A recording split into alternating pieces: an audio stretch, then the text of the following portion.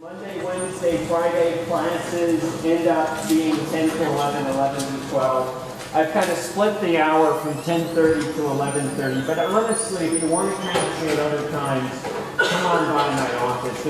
My door's usually open. There shouldn't be an excuse, oh, I can't make your office hours.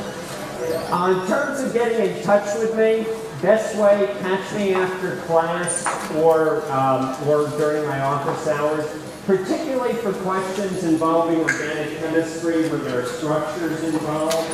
It's very hard to communicate about technical matters by email, and I'm just honestly not too good at checking my email.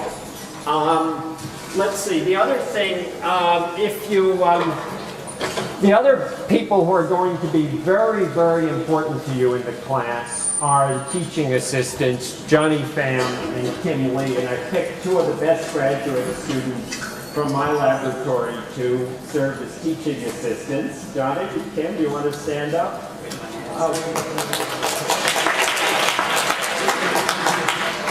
So Johnny and Kim are going to be handling the discussion sections, and so you'll get to know them in the various discussion sections for the course. They've set office hours on Wednesday and Monday, and they meet right in the area outside of my office, so you'll be able to meet with them. And I posted their email addresses here. So the textbook for the class is the Smith text, which you've been using. I won't go a whole heck of a lot into it. I think it's a pretty good book. I'm going to put emphasis on various parts in the lecture. It's a great book to read. You'll get a feeling for what I think are some of the most important aspects of the book. Some of the material I'll sort of funnel directly out when I think they have a really good way of explaining things. Some of the things I'll pull from other notes of my own. You'll get a feeling from my perspective on the thing. Ultimately, what I want to be doing with this is sharing my perspective on this discipline with you, which I really love and am passionate about. Organic chemistry is so central to life and to all of its functions. Johnny and Kim are both earning their Ph.D. in organic chemistry and are working on health-related problems. Johnny is working on how to understand in his research, how to understand and control protein aggregation in Alzheimer's disease using organic chemistry. Kim is working on protein interaction in cancer and in HIV transmission, again using organic chemistry. And the thinking that we're going to learn in this class is central to understanding all of life's processes and in terms of developing new medicines. All right, so the textbook for the class, as I said, is pretty good. By now, probably none of you are going to be doing this, but if you want to get the electronic, if you're coming in, say, from having been in a different quarter elsewhere and you want to get the electronic version, that's available as well. Now, organic chemistry classes are really only a little piece of the picture. The biggest picture for organic chemistry, it's not reading the textbook, it's not just coming to class, that's sort of the basics. But the real part is active learning. And organic chemistry in particular, you learn by actively processing problems. One of my big laments in this section is I can't do what I've done in the honors class. The honors class has students get graded feedback from the TAs. It's also a much smaller class. And it's just so incredibly valuable when you're working and wrestling with a problem set and a deadline to have to actually work the problems yourself. And the other thing, of course, that's wonderful is deadlines. I hate them, but I love them for myself. I mean, it keeps me on focus. And this is a course, like in previous quarters, that have been pretty fast-paced. It's easy to fall behind as a class. And so what I've done is the next best thing to having Johnny and Kim grade homework assignments individually. And that is you're going to have electronic homework through Sapling Learning. How many of you have used this in previous quarters? So most of you are familiar with the system. This has been the first year I've adopted this system. I consider it to still be a work in progress. This is the first time. There's a lot of junk out there. I've been watching for years with the textbook companies coming up with junk that's multiple choice. This is the first point. I think it's getting close to thinking like organic chemists. It's not perfect. It's a little clunkier on the implementation than I'd like, but it's a baseline. It's a starting point. On top of that, we're going to have problems that you work and present in the discussion section. And there are homework problems, which, alas, a two-edged sword, have the answer key with them. So you can always check yourself. But I know there's this temptation when you're working problems to look at the problem, say, oh, I understand it, or I think I understand it, then look at the answer key. And that is such a short-circuiting to the learning process. And so I urge you, I beg you, if you want to master the material, don't do that. Actually write out the answer, commit, and then go ahead and look at the answer. And I know it's hard to have the result. So, all right. So you have the website for the course. And let's see, so we have discussion sections for the class. As I said, we're going to be working problems in most of these. I've made them match up to the chapters in the course. We're running through chapters 19 through 25, then we're jumping to carbohydrates in 27, and then the last week we'll do some special topics from amino acids and from some organic chemistry. And so I've matched up the discussion sections to them. You need to be enrolled in a discussion section. It's best to go to the one you're enrolled in, but if you can't make it to the one you're enrolled in, there are other discussion sections you can go to. It's a little confusing how I've juggled things because we missed Monday discussion section. We're going to hit the ground running with Tuesday. Discussion sections in the first half of the course are going to run Tuesday to Monday each week. Then at the midterm, we're going to switch. We'll have a block of discussion sections from Wednesday to Friday right after the midterm, which will be going over the midterm. I urge you to come to it. It's a great way to learn about things that you didn't understand. And then for the course after the midterm, our discussion sections will be running Monday to Friday. And if you're in the Memorial Day one, you'll just pick up one of the others. If that sounds confusing, don't worry, I've put a link here, and you can go ahead and see the schedule for discussion sections so you never miss out. So that's just on the syllabus website. Friday had 2 discussion sections that had very low enrollment, and so we closed those discussion sections. I urge you to come to I think it's the 12 to 12:30 on Friday. Instead, 12 to 12:30, but if that doesn't work with your schedule, just pick another discussion section.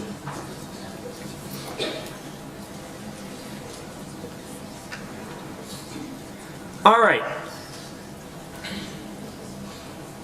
This is the first time that I've taught this particular section, and so I've set up our schedule in advance. I think it's all going to work, but you should check the website just in case we make any changes in the scheduling. So I've set up all of our reading assignments for the year up here, and I've set up our first homework assignment and its deadline. And then others, I've set the deadlines, but I'll be getting the problems up there. The problems should be up about a week in advance. If you're not seeing the problems about a week in advance, send me an email and I'll let you know, let me know if maybe something went wrong with the posting. Sorry, for the homework assignments, some of them say not to be submitted. Great question. So the question is for the homework assignments. Some of them say not to be submitted. So the sampling ones, of course, you submit online.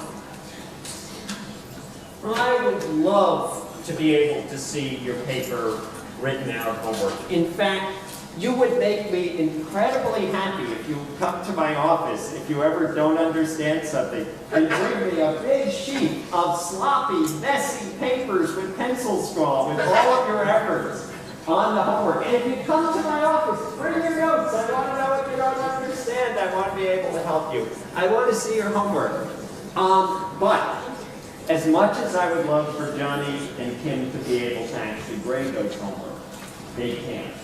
So, the second best thing to having homework that's actually due to hand in is problems from those textbook homework assignments are going to come back to you on the quizzes. So the quizzes, you're going to have seen all of the problems before. The quizzes are going to have problems that are taken directly from the discussion sections and from the Smith homework problems. The discussion section problems won't have answers. You won't be able to get them online. So you've got to go and visit the discussion sections to see the problems and to discuss them. All right, homework's always a conundrum, particularly in the context of the issue of academic honesty and grading homework. And I really thought deeply about this issue for homework because I see it as different from the exams. My heartfelt feeling for you on the homework is I want you to learn by doing the problems. Some people like to work problems alone. Some people like to work problems in groups.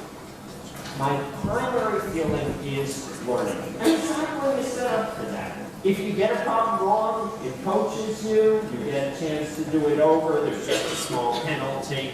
So for working in groups, my philosophy is it's okay to have real peer learning, to be learning from each other. What's not okay is to just be feeding a person the answers and then to be mindlessly typing them into Sackline. That's not learning, that's not teaching.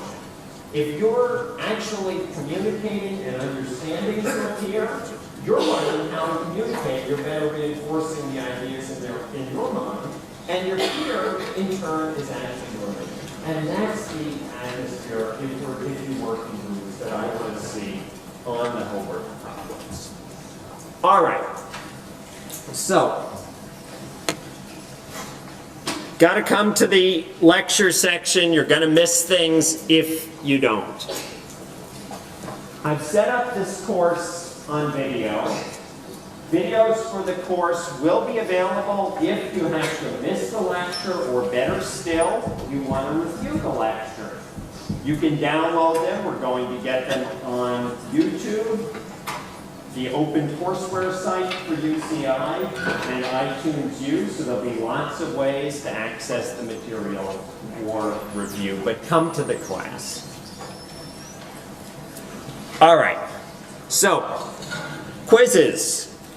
We have 6 quizzes. As I've said, the quizzes are going to come directly from the homework assignments and from the discussion section problems. The quizzes are on the dates that I posted here. We don't have makeup quizzes. We drop the lowest quiz. Any quiz that's missed counts as a 0. And I think that we drop the lowest quizzes. Quizzes are returned through the electronic thingamajiggy here.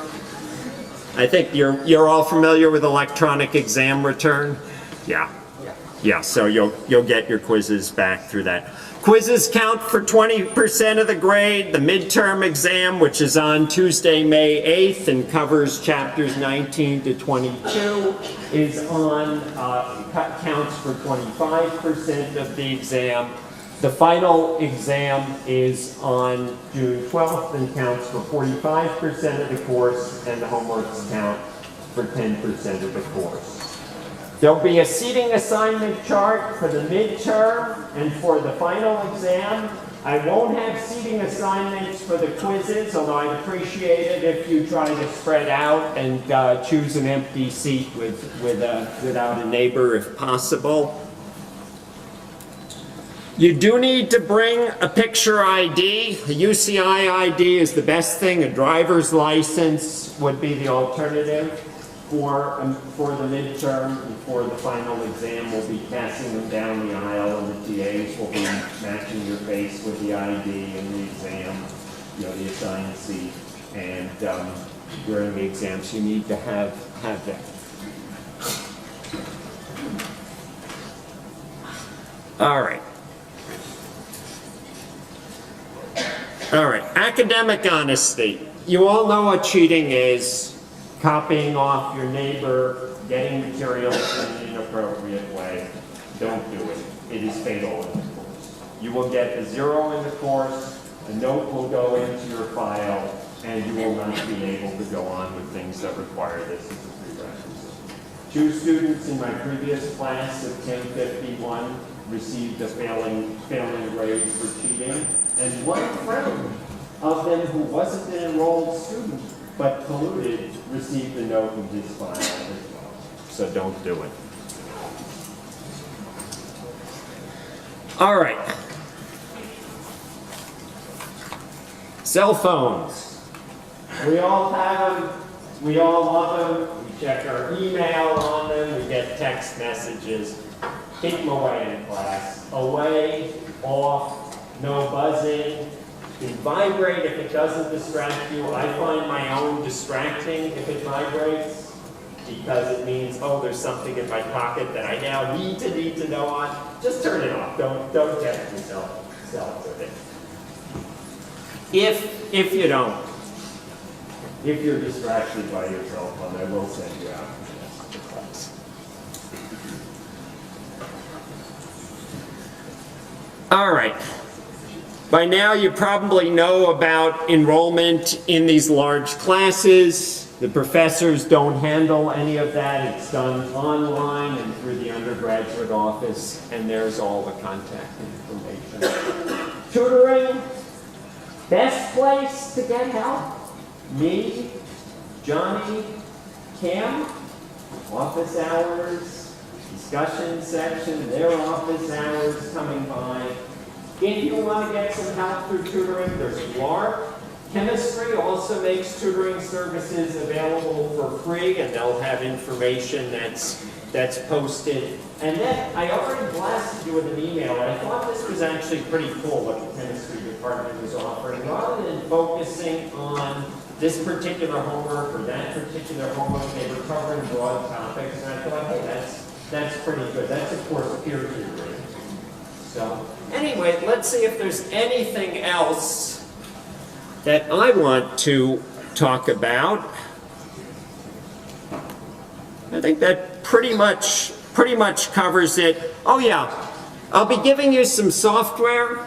I paid about $700 for this software. It's great for visualizing molecules, and they said I could give it to all my students in addition to using it for research. So it's really cool for looking at molecules. We'll use it later on to look at sugars and understand some of their stereochemistry. And so during one of the discussion sections, the TAs will be working with you to help teach you how to use that software. Who has a laptop computer or portable device in the class? So, good number of you. Bring those to that discussion section. That will be the week of, they will help you set up on your computer. That will be the week of April 17th through April 23rd, and we will remind you again. Alrighty. Well, I think that about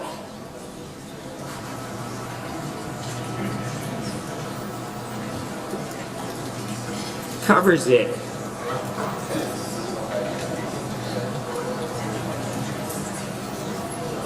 So, questions on the syllabus or the course?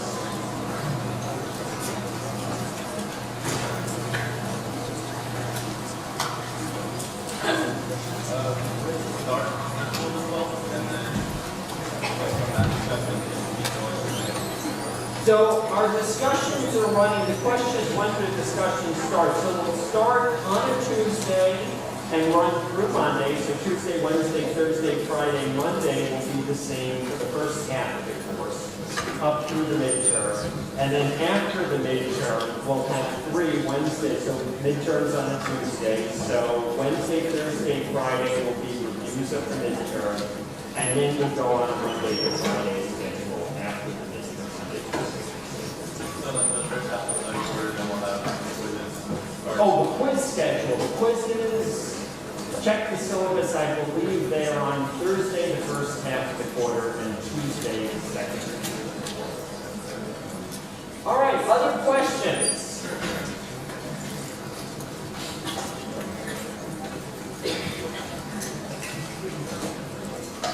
Well, I'm really enthusiastic about teaching this particular book.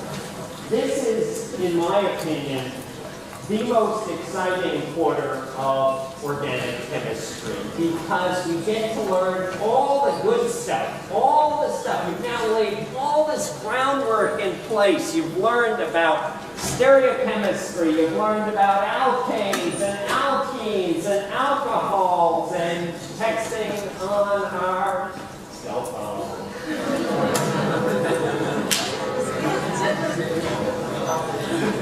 So, you've learned about all of this incredibly cool stuff. And now we come to what, in my opinion, is the richest, the most wonderful stuff in organic chemistry. And most of the class, 7 weeks, is going to focus on carbonyl chemistry.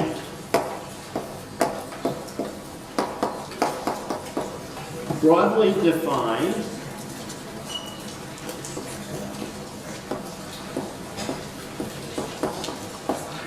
We are going to start off with carboxylic acids.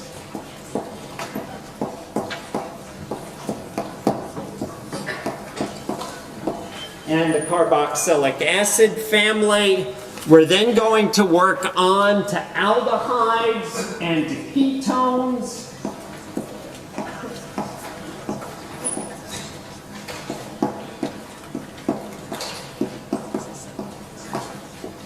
Aldehydes and ketones have just a fantastically rich chemistry. They have chemistry of reactivity at the carbonyl group. They have chemistry of reactivity at the adjacent carbon. Alpha-beta unsaturated carbonyl compounds have chemistry of reactivity of the alkene part of the molecule. Carboxylic acids, we're going to start off. Chapter 19 is kind of funny. It's sort of just a little, almost a throwaway chapter on carboxylic acids, just a taste of it.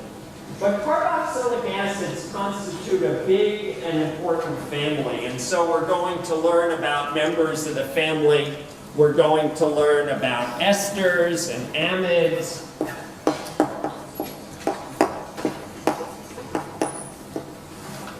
And so forth. And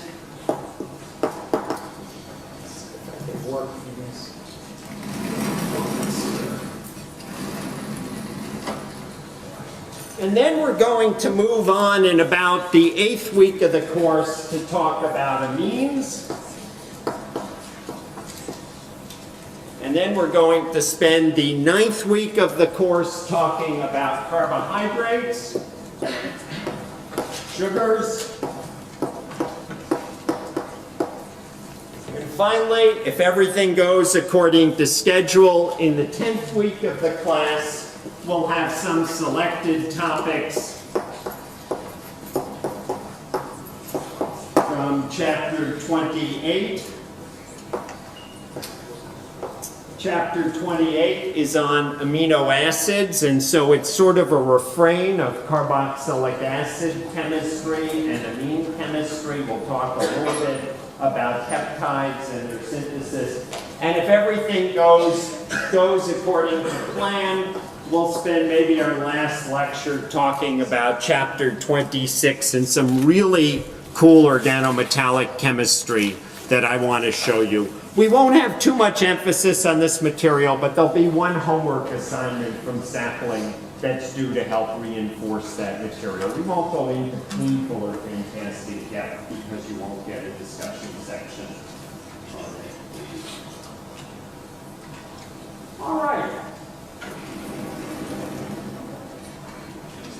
Well, on that note, I think what I'd like to do is to plunge right into Chapter 19, Carboxylic Acids.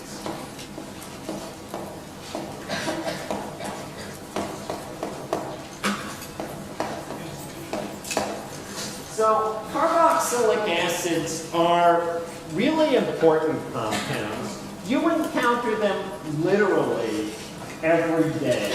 One of the simplest carboxylic acids is acetic acid.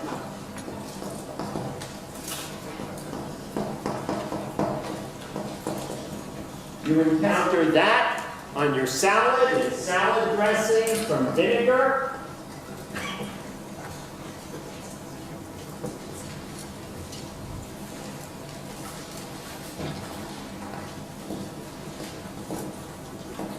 Get to taste your chemicals. You know that carboxylic acids are kind of tart, kind of sour, that some of them have some strong aromas to them. They're volatile. You encounter them also, perhaps in the morning, in your orange juice through citric acid.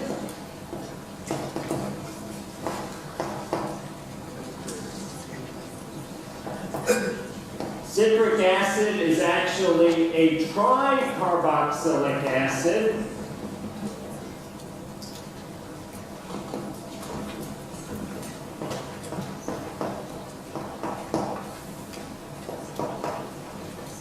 Citric acid has 3 carboxylic acid groups, 2 on the end of the 5-carbon chain, and 1 off of the middle, along with a hydroxy group, so it's what we would call an alpha hydroxy acid.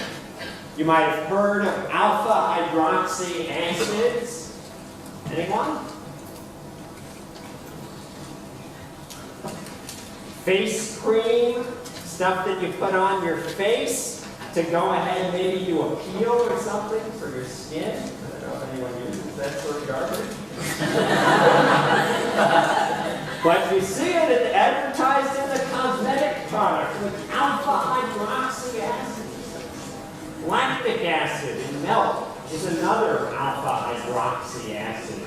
Due to the inductive effect, they're a little stronger than regular carboxylic acids. The amino acids are also carboxylic acids. Your chapter gives a nice coverage of them, and as I said, we'll be coming back to them in chapter 28 in the last week. So I'll just draw one of these here. I will draw the simple amino acid alanine.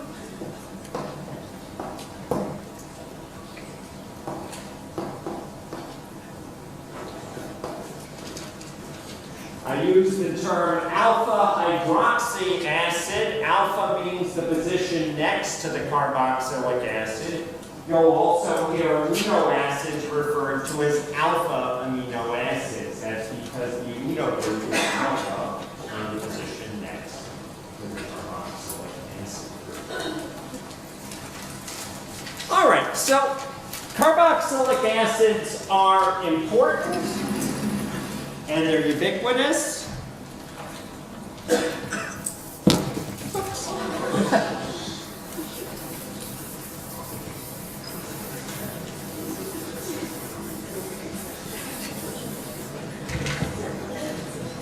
And the defining feature of carboxylic acids is the carboxyl group.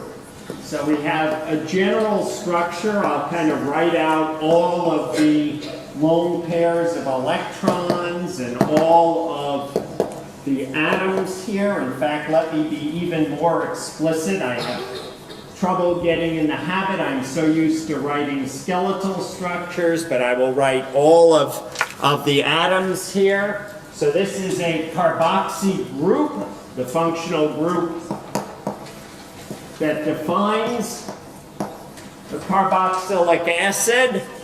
The carboxy group is sometimes referred to as a carboxyl group.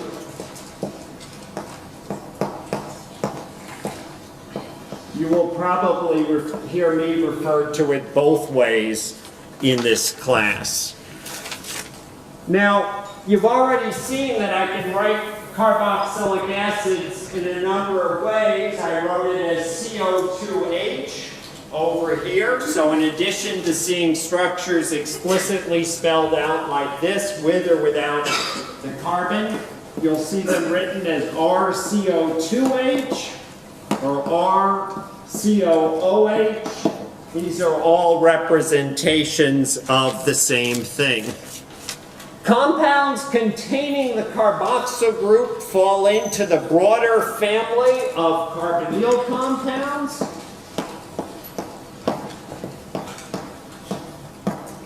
Which includes ketones and aldehydes and so forth. So this is the broader family. Much of the reactivity that we see in the carbonyl group of the ketones and aldehydes, which we'll be talking about later, you get in the reactivity of carboxylic acids and in their family members.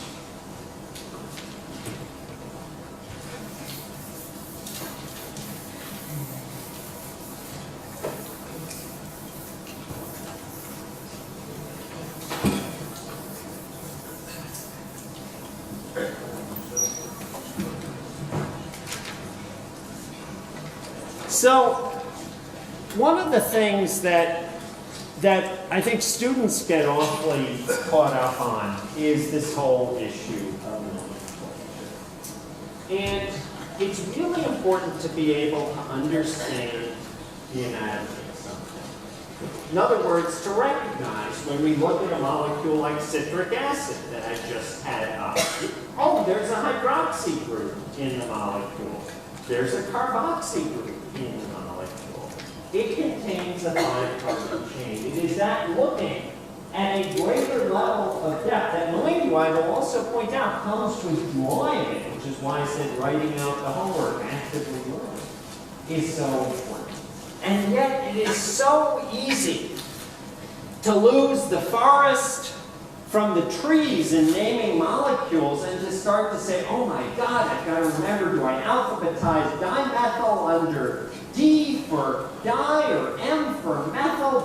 Do I put ethyl before methyl because it has an E or after because it's bigger? It's so easy to get caught up in that.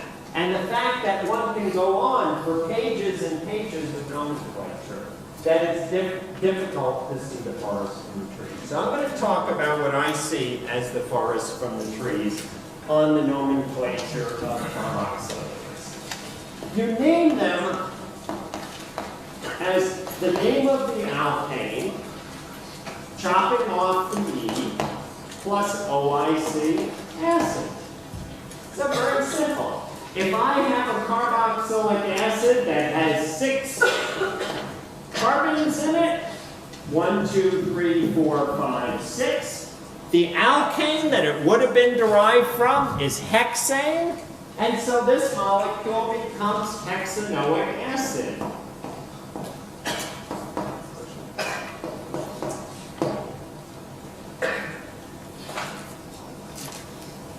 The molecule that I drew on the blackboard before and said its common name is acetic acid is formally known as ethanoic acid.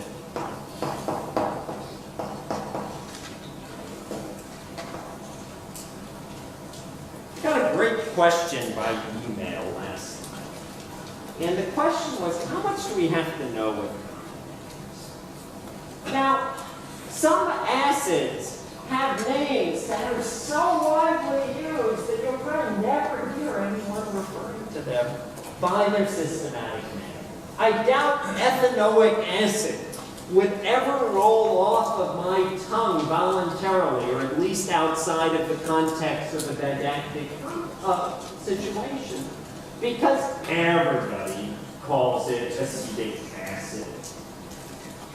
another one that's a perfect example where just about nobody would refer to it by the common name is this guy. Now, by the unpacked name, what's it? It's a 1-carbon acid. 1 carbon is methane. So its systematic name is methanoic acid.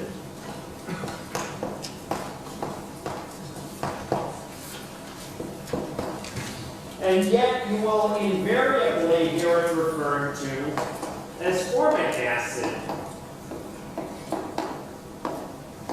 It gets its name from ants, because ants have formic acid in their bite. And if you distill, and indeed the way it was first isolated, might have been in a place much like UCI, which is loaded with ants. The first way they isolated formic acid was to throw ants in water and steam distill out the formic acid. And since ants in Latin are formis, they ended up calling the acid from ants formic acid. And of course, it's often the simplest compounds that have these historically driven common names because they were discovered so long ago.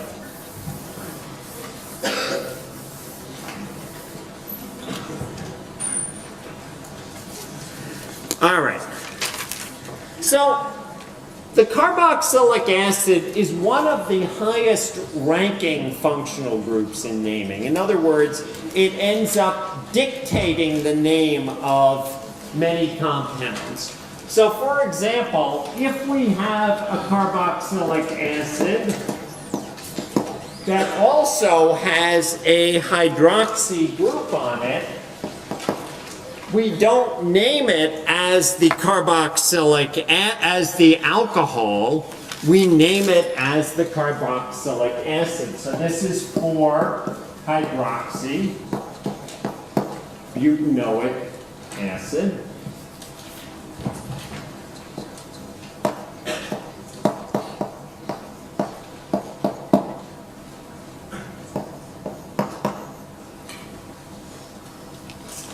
If you have a ketone group on the chain,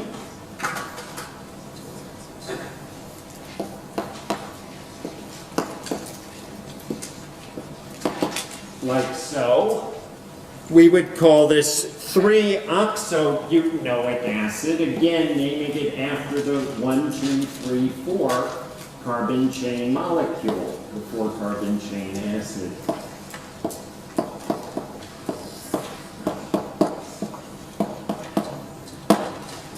Like so many molecules, this has a common name. That common name happens to be acetoacetic acid.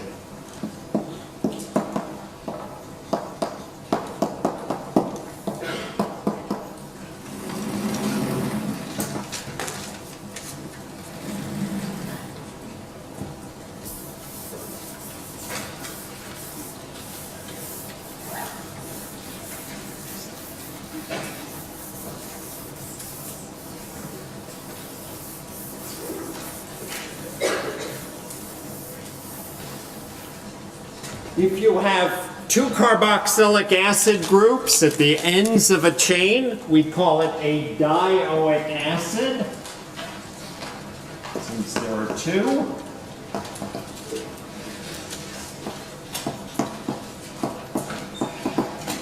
So this 6-carbon chain molecule is hexane dioic acid.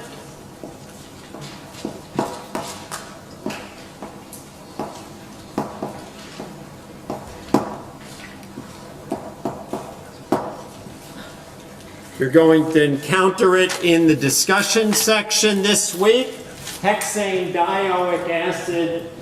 Hexane dioic acid is also referred to adipic acid. It's a component of nylon.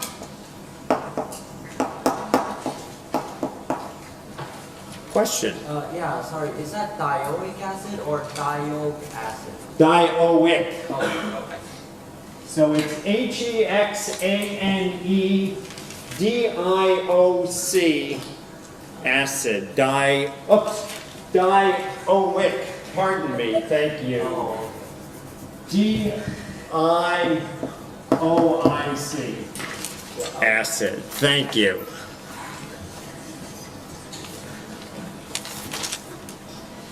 Good catch. Thanks. All right. The last sort of class that I'll just talk about in general is if you have benzene,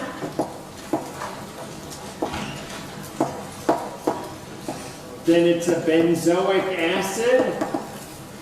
And so I'll just give you one last example. If we put a chlorine off of our benzene, this would be p-chloroparachlorobenzoic acid.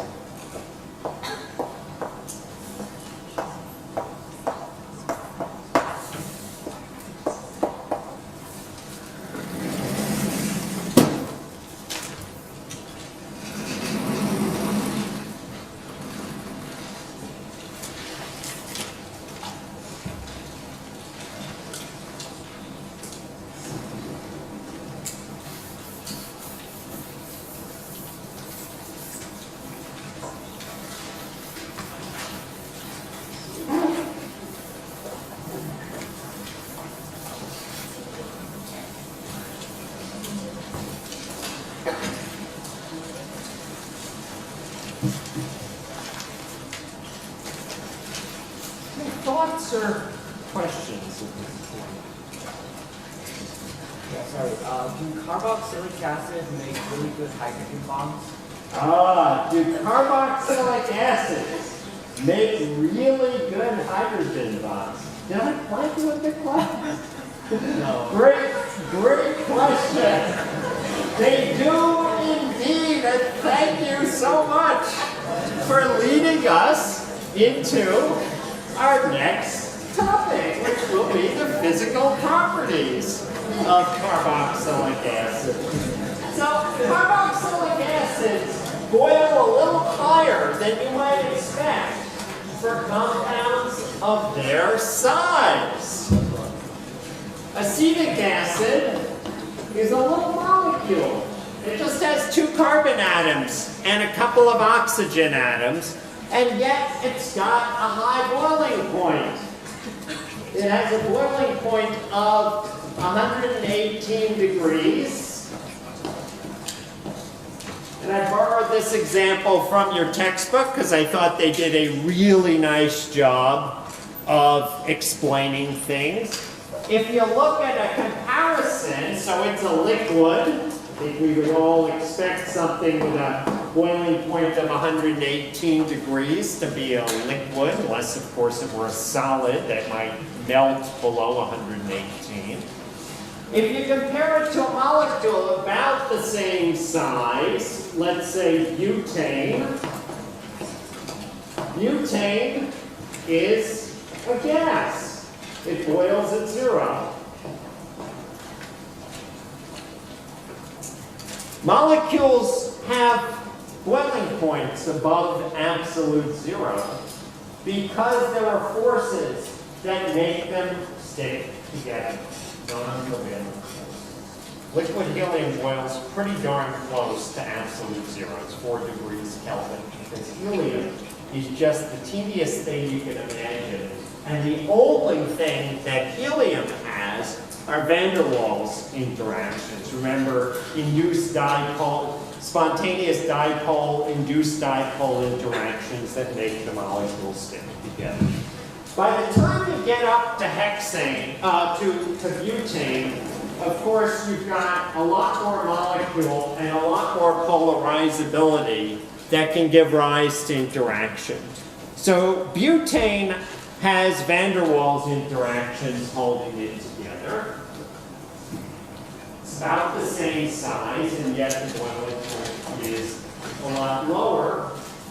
If you go to a molecule like butanol, or let's go to propanol, for example, again, about the same size, about the same number of heavy atoms, about the same molecular weight as acetic acid.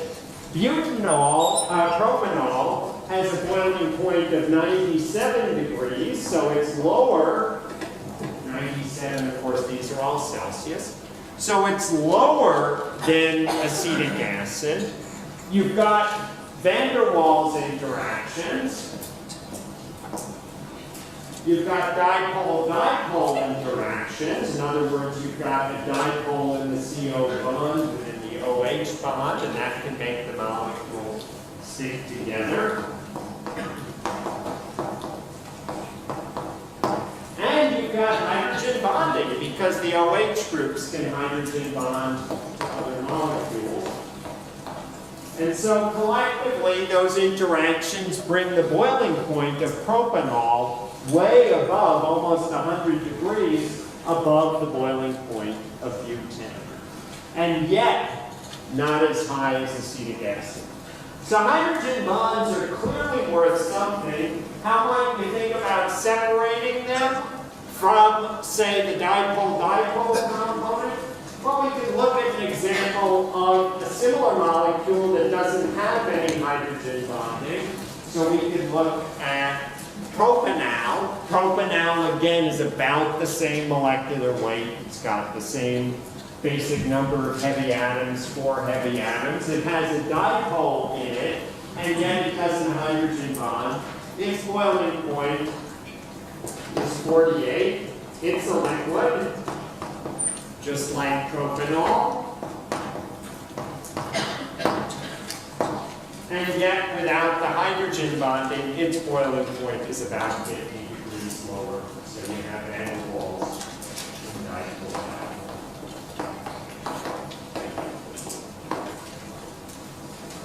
So there's something really, really special about the hydrogen bonds in acetic acid and in carboxylic acids in general.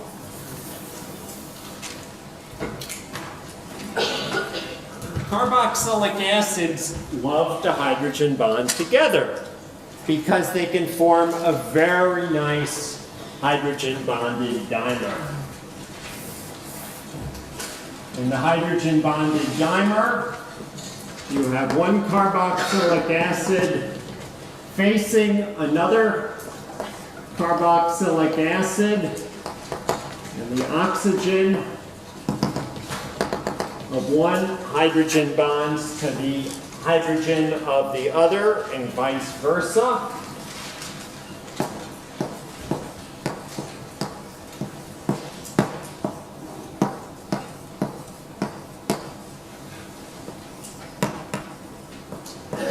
And this makes the molecules stick together extra well. If you, in your laboratory course, ever run thin layer chromatography, TLC, on a carboxylic acid, you will see that typically they streak in the TLC. By streaking, I mean that they have a spot with a tail on it, like a comet, because at the front of the band on the TLC, as your solvent moves up the TLC, your sample is really concentrated, and it's hydrogen bonded to itself, so it doesn't hydrogen bond to the silica of the TLC plate and moves quickly up the plate. But at the tail, as it gets more dilute, you'll have less hydrogen bonded dimer, less of the molecule sticking to itself, and more of it available to stick to the silica gel of the TLC plate. And so it lags. The more it lags, the more diluted it becomes. The more diluted it becomes, the more monomer you have. The more monomer you have, the more it lags. So TLC-wise, you see very characteristic behavior of this. You see some really interesting features spectroscopically for carboxylic acid. So for example, in the infrared spectrum, you have an OH stretch at a characteristic position. It's really, really unusual. You see this very, very characteristic band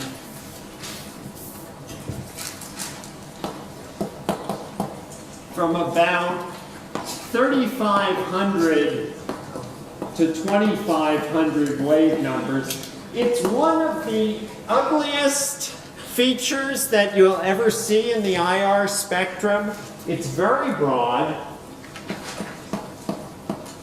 And the best way I can sketch it out would look something like this. If your IR spectrum sort of starts at 4,000 weight numbers, by about 3,500 you start to see this band come up and it's sort of misshapen, and then it kind of comes down at about 2,500. That's not hard carton stone.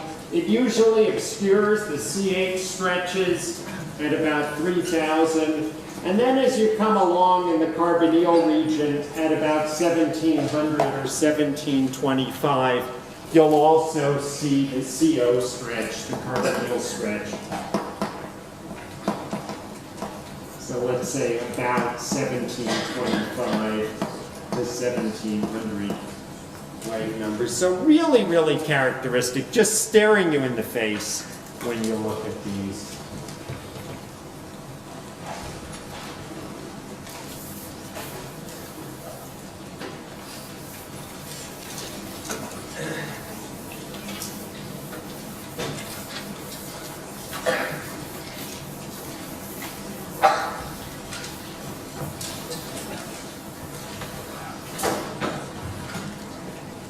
So NMR and IR spectra also have characteristic features of carboxylic acids.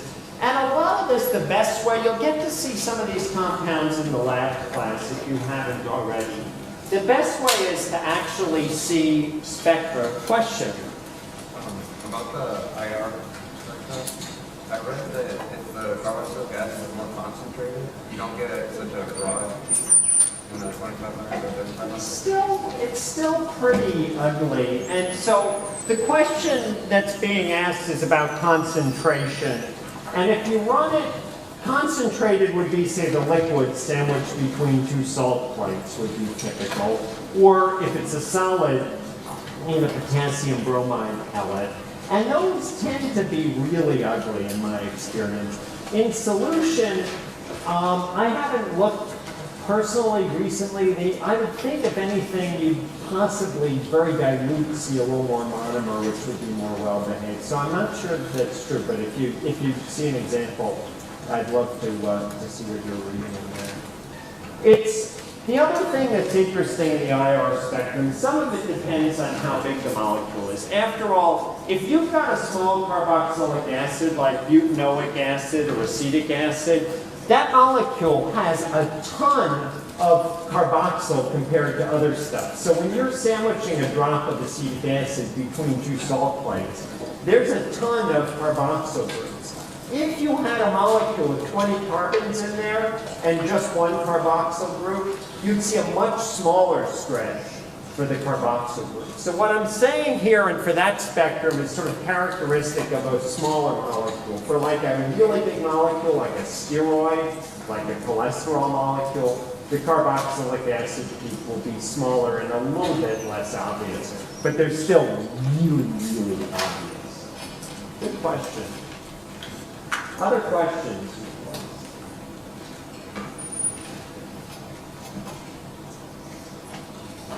So how can we differentiate a carboxylic peak from just an alcohol? Ah, great question. Carboxylic acid from just an alcohol peak. So typically an alcohol peak, and again I'll refer to one concentrated, kind of picks up at about 3,500 and kind of comes down by about 3,000. So this would be a typical alcohol. And you'd see it more sort of centered at 3,300. Whereas the carboxyl is pretty featureless. It may have some small features over here or over here. And it's just sort of this blob that encompasses the CH region at about 3,000. Oh, sorry. One more question. So how can we see the CH peaks in the carboxyl? You may not. The question is, how do we see the CH peaks? And the answer is, you might not see them, but guess what? These days in organic chemistry, there are so many ways to tell if a molecule has CHs in it, for example, NMR spectroscopy, that in general it's less important.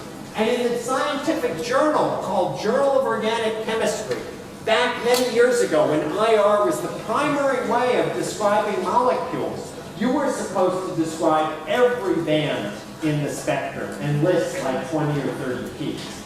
Nowadays, the instructions, since there are so many good ways of looking at molecules, the instructions are list the main peaks associated with functional groups. So these days, if Johnny or Kim prepared a carboxylic acid and described it in the Journal of Organic Chemistry or in a laboratory report, they would probably say 3,500 to 2,500 wave numbers, broad peak, and 17, let's say 10 wave numbers, another peak. So you may not see them. But in the NMR spectrum, you of course get to see lots and lots of hydrogens. The carboxyl hydrogen, ironically, you don't always see. Generally, it's about at 10 to 13 ppm. Your textbook says 10 to 12. Either of those is fine. Often it's broad. Its position depends a little bit on the solvent, if you're looking at it in chloroform, if you're looking at it in dimethyl sulfoxide. And sometimes you actually won't see it. Your textbook and I would never give you an example of an NMR spectrum where you didn't see the carboxylic acid OH. But if Johnny or Kim went into the laboratory and prepared a carboxylic acid and were trying to determine if it were carboxylic acid and took an NMR spectrum in chloroform and said, I don't see the carboxyl OH, even though it looks like a carboxylic acid in the infrared spectrum, I don't know if I have a carboxylic acid, I'd say, you know, sometimes you don't see the OH because it can be very broad due to exchange with water. Why don't you go back and run the NMR in a different solvent like dimethyl sulfoxide and you try and come back and say, I see it. But your textbook would never give you that much reality, or I wouldn't, because it's way beyond the scope of this book. But that's the reality. Now, the other thing is, okay, what do you think about when you think about the hydrogens? The carboxyl group is electron withdrawing inductively. And so the CH that's next to a carboxylic acid generally appears at about 2 to 3 ppm. The textbook says 2 to 2.5. Either is fine. If it's a methyl group, it'll be at about 2. If it's a methylene, a CH2 group, it'll be about 2.5. If it's a methine group, a CH group, it'll be about 3. And if there are other electron withdrawing groups, it'll be further downfield. The NMR spectrum, the carbon-13 NMR of carboxylic acids, your carboxyl carbon generally appears at about 170 to 180 ppm. That general region of about 170 and further downfield is generally referred to as the carbonyl region. So generally, carbonyl compounds are generally about 170 to 220. Your textbook said for carboxylic acids 170 to 210, but they were really trying to encompass all of the carbonyl region. Generally, it'd be about 170 or 180 ppm. I'm going to write in general here.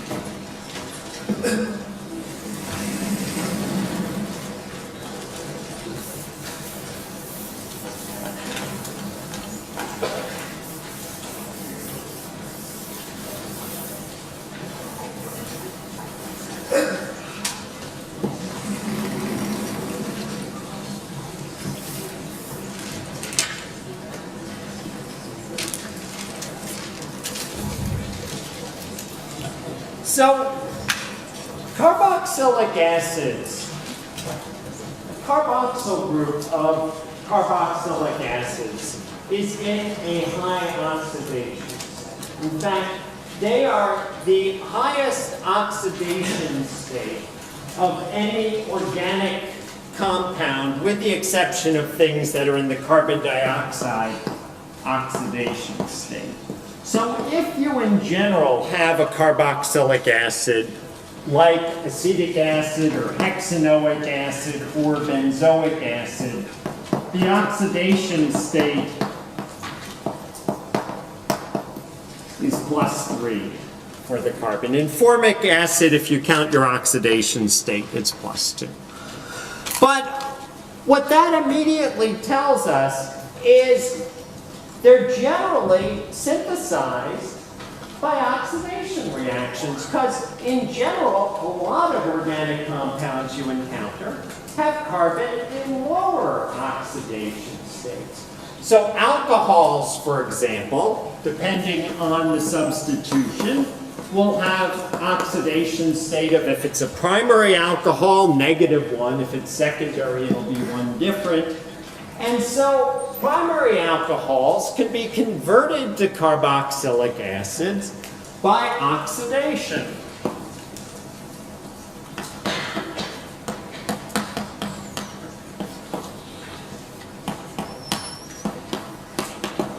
And you've already encountered oxidation reactions in the 51B course.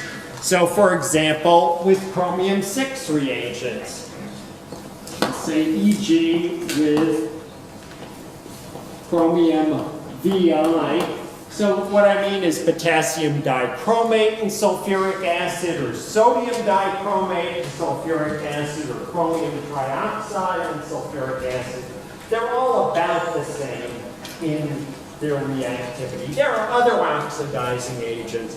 In general, chromium 6 is a really bad actor. It's carcinogenic, it's toxic. In general, organic chemists try to use safer oxidizing reagents these days, ones that are more environmentally friendly and don't generate waste. So other sorts of oxidation systems that get used involve things like bleach, sodium hydrochloride, and various catalysts. Anyway, the general gist is there are many oxidation reactions that can synthesize the carboxylic acid group. So for example, you're also familiar with oxidative cleavage.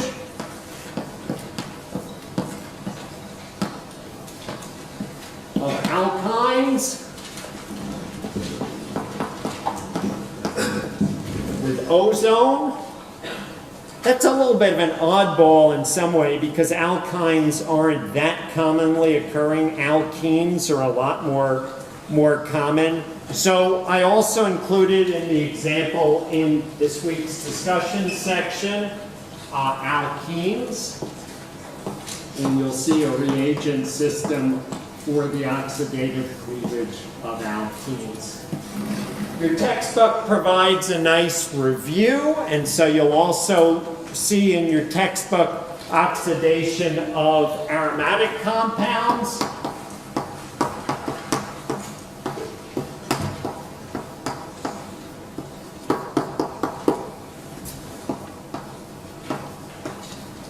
With a benzylic CH group.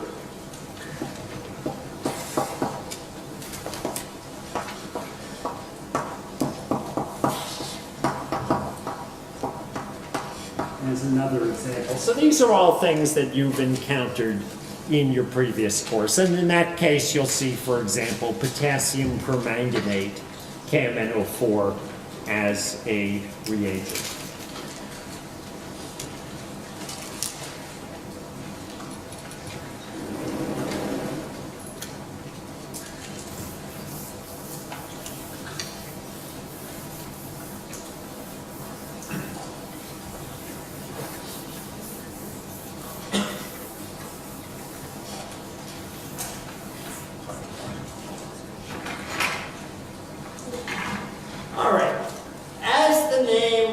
Carboxylic acid implies. Carboxylic acids are acidic. They're not strong acids like sulfuric sulfuric acid, like battery acid or hydrochloric acid, those acids, if you dissolve them in water, completely ionize. A 1 molar solution of sulfuric acid is pKa, or 1 molar solution of hydrochloric acid is pKa of 0. Is pH, pardon me, 0. It's a very strong acid. If you splash it in your eye, it's going to cause real damage. Vinegar is a weak acid. Vinegar or acetic acid is a weak acid. It's a 5% solution, which is close to 1 molar.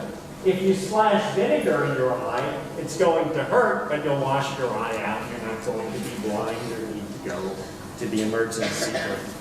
Weak acids and strong acids, of course, react with strong bases. So, for example, acetic acid reacts with hydroxide anion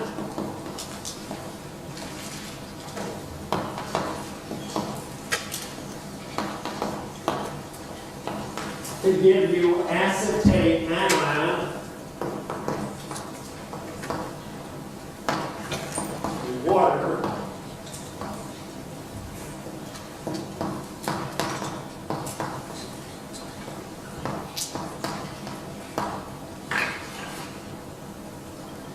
And I've sort of focused here on the ions.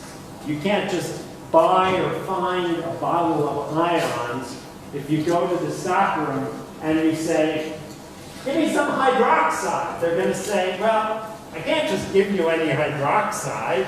We've got to have a particular hydroxide. I can give you sodium hydroxide. I can give you potassium hydroxide. I can give you calcium hydroxide. But you can't get hydroxide ions just to sit with each other without metal counterions. They push each other apart. And so we could write a real balanced chemical equation for, say, acetic acid plus sodium hydroxide goes to sodium acetate, CH3CO2, I'll write it as minus NH plus.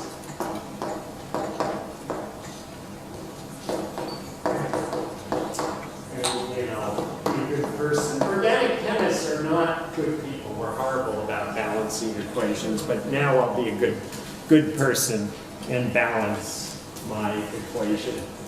So we get sodium acetate water.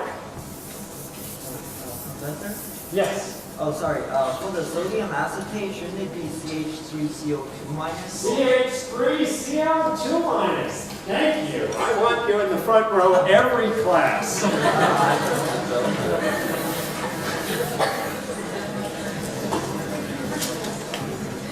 And I want everyone else to help out with this. Yes.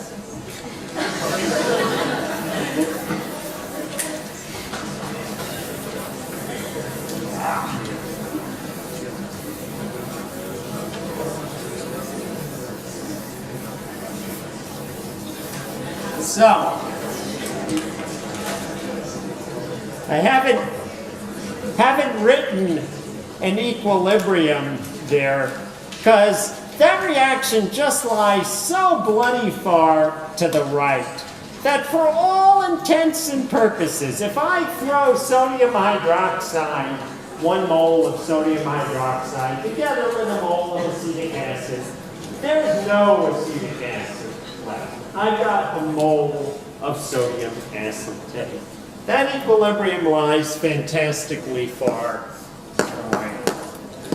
Acetic acid has a pKa, so an indicator of acidity is pKa.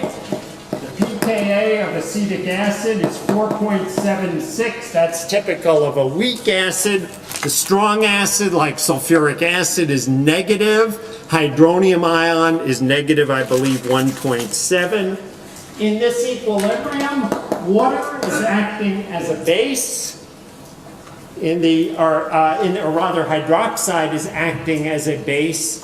Water is the conjugate acid. We often compare equilibria by comparing the conjugate acid on the two sides of the equation. Water has a pKa of 15.7, acting as an acid. In other words, it's a much weaker acid, much weaker acid than acetic acid. That equilibrium lies to the way to the right. So far to the right that we barely consider it as an equilibrium. Organic chemists often think about water and alcohols together. They're kind of in the same family. They both have hydroxyl groups. They have many similar properties. The pKa of alcohols is very similar to the pKa of water. Alcohols are about, if you want to keep one number in your head, about 17. If you can't keep one number, just say, oh, they're about the same as water and call them both 16. So these are weaker acids. Their conjugate base is RO minus or OH minus. And so if we think about why they're weaker acids, one model in which to understand this is when we look at acetate anion, we can spread that negative charge around.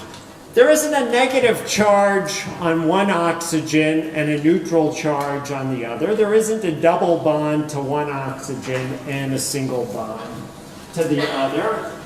It's sort of half and half. There are two resonance structures that are equivalent that together represent a more complete picture of the structure of the anion. We can say that the negative charge is stabilized by resonance.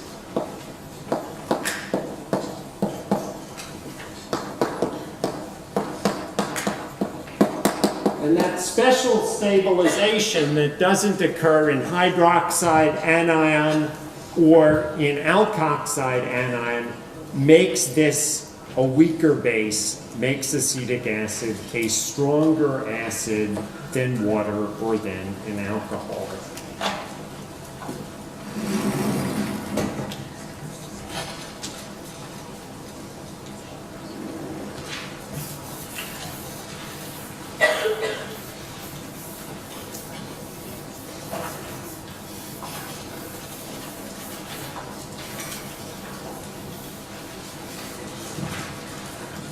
Organic chemists aren't big calculators. Organic chemists are big estimators. We tend to think about things in sweeping terms. So when you're taking general chemistry, you're typically focusing on calculating in detail positions of equilibria. When you're thinking about organic chemistry, often you're thinking about acid-base reactions and asking, where does this equilibrium lie? Does it lie in the middle? Does it lie to the right? Does it lie way to the right? Does it lie way to the left? Does it lie a little bit to the left? And that's how I like to use pKa's in my thinking. So when I think about equilibrium in an acid-base reaction, I sort of think about broad estimates in terms of pKa, and I'm going to write an equation. I hate to write equations because that's not how I think, but I'll show you how I get to my thinking. So the equilibrium constant is 10 to the delta pKa. So what do I mean? I mean, if you have an acid, RCOOH, and its pKa is about 5, see, I'm not even going to worry about extra digits here, because basically I'm thinking in broad terms. Carboxylic acids have pKa of 4 or 5. And I have a base, like alkoxide or hydroxide, and I have an equilibrium. I've already said this equilibrium lies way to the right, and I'm so far to the right, I'm not even bothering to think about why it's where it is. So here's my equilibrium, and the pKa of my alcohol or my hydroxide is 17. My estimate, the thing that's going on in the back of my head is, KEQ is equal to 10 to the 17 minus 5 is 10 to the 12th. That equilibrium is so far to the right.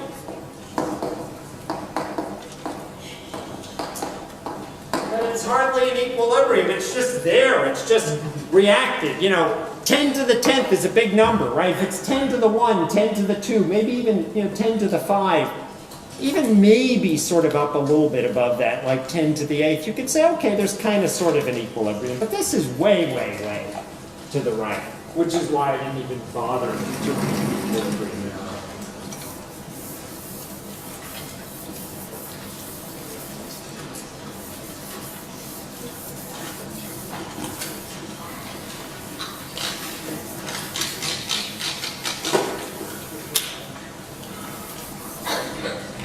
All right, so most carboxylic acids are pKa of 4 or 5. We saw it with acetic acid, 4.76. Benzoic acid's a little bit more acidic. But sometimes you have big effects. Sometimes you have big effects that lead to inductive stabilization of the conjugate base.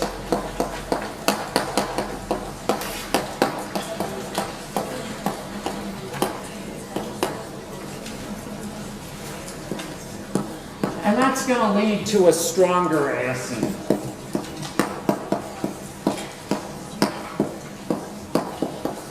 So, as I said, typical carboxylic acid is 4 to 5. But if you take something like trifluoroacetic acid has a pKa of 0.23. Johnny and Kim work with trifluoroacetic acid all the time in the laboratory. They use it as a relatively strong acid, sort of right on that equilibrium between strong, meaning you pour it into water and it all ionizes, and weak, meaning it doesn't ionize a lot. It ionizes a lot, but not completely.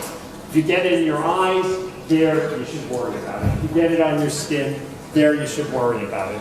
What's going on? Those fluorines are super, super electron withdrawing, and we've got 3 of them. And so they all have these dipoles pulling negative charge away from the conjugate base, stabilizing the conjugate base. And so we get 5 orders of magnitude more acidic than a regular carboxylic acid. If you put fewer electron withdrawing groups, like 1 or 2 fluorines, you get less acidity.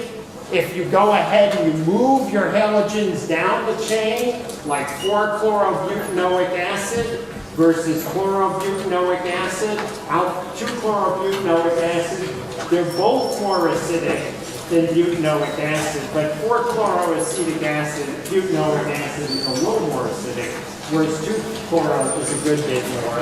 And you get the same effect. I'll give you one last example to close here. You get the same type of effects with benzoic acid, and you can think of this in terms of the inductive effect that we've learned.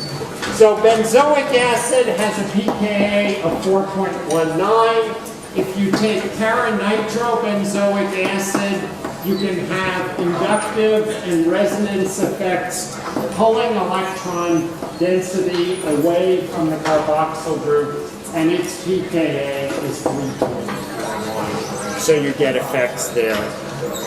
All right, I think that wraps it up for today.